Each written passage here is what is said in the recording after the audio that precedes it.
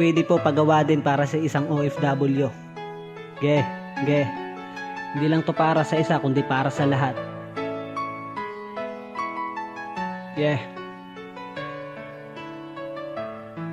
Haragan.